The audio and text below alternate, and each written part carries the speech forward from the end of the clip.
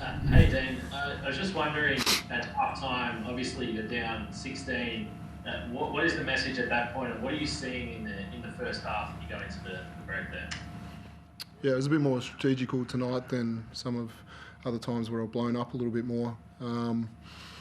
For them, they just got into the paint too easy, and that created all kinds of situations for us. Left some hot shooters on the three-point line, people over-helping.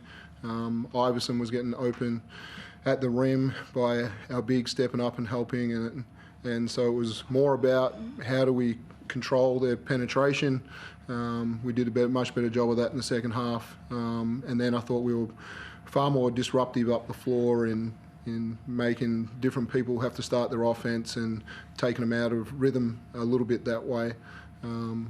Great response, had some great contributions. Bubba was a real energy for us off the bench tonight, and we knew we were going to miss Sam McDaniels. He's been a real spark for us defensively and offensively, and we needed some other people to step up, and Shaili and Bubba were the two guys that really took a load of those minutes, and we're really impressed with them. And Barlow playing 23 minutes for us, and closing out that fourth quarter was big as well.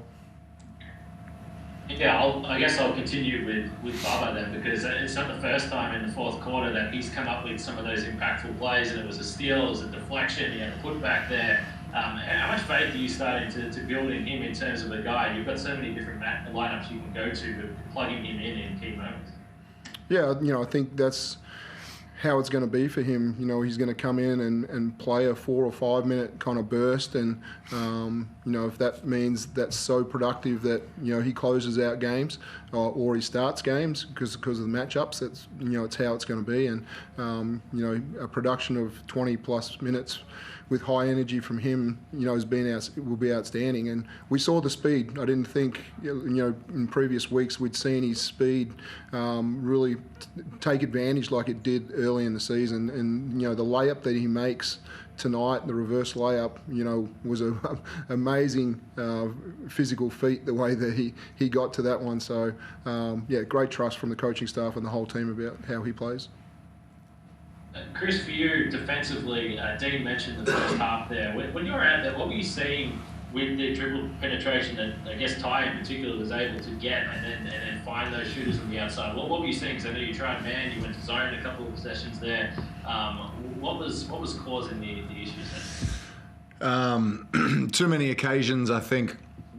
We spoke through our scout about which way we wanted to force him, and we were kind of jumping into that coverage a beat or so early before a big could really get into position, as opposed to just sitting square with him, waiting and listening for our bigs to get a nice early call where we could funnel him into traffic. He was getting downhill. It's easier said than done to not let him get in the paint, right? He's a pretty good player. So just a few little things like that, and he was just sending us into rotations that, as Dean said, let Butch get away easy with some shots to get him going, and then we compound that with turning the ball over and not getting anything on the glass. We weren't getting any easy points or second chance points. Lost our mind at the referees a little bit as well, which I think we sharpened up in the second half. All of those things contribute. And I know you guys, I'll stick with you, Chris, but I know you guys have been pretty consistent in saying that you've been happy with the shots that you've been getting, and some of them just haven't been going down too. After a tough couple of games in terms of total points, did it feel good to be able to put 44 points on the board and come from behind there in the second half offensively? Yeah, it felt good to win and come from behind, I guarantee you that much. There's still shots that a lot of guys feel like we're leaving out there, but we keep doing a better job of the process to get those shots, and if we can consistently do that, God, hopefully it's a numbers game and we start knocking some wide open ones down. But I think overall we did a much better job of that tonight. You know, Barlow knocks down a couple big threes at really timely points in the game, and you know we get contributions from a lot of players. Shilly, big time from three tonight. When in the past couple of games, he probably missed a few which you know we bet on him to make. You know, we trust Shilly to shoot his shots and knock them down, and glad to see that happen tonight. Dean, I want to look ahead. It's such a quick turnaround here into a couple of days with Southeast Melbourne. I don't know how much of them you've been able to catch. I know it's been a crazy season so far, but what have you seen from them? They've been in kind of a similar boat to you guys, I guess. They've had a few injuries, they've had a few guys out, but have been able to get through to be in a pretty strong position. Yeah, they've obviously reloaded right now, and I'm not aware of where Sykes is at the moment, but their coverage for him and the way Kyle's played, and now Isaiah Lee Arthur has been a great find for them as well, and in the contribution that he's made. Gibbo coming back now gives them that support. We haven't played against Brokoff, and his minutes have been a bit lower at the moment, so we'll see what contribution. So they play great pick and roll basketball. They make good decisions out of it. Their bigs are great screeners and rollers and decision makers, and similar to what we saw tonight. If you allow them to get some early advantages with their screening, they can make life hard for you with the amount of shooters that they put on the floor. So,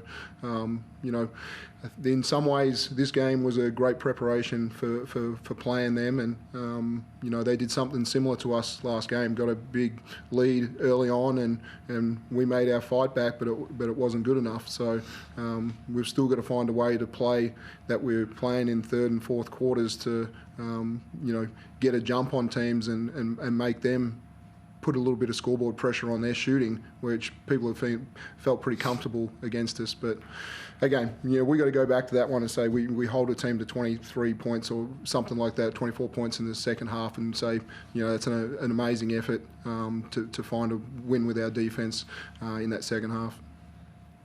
And just quickly, Jack and Scotty, how close are they? Are they a chance on Saturday?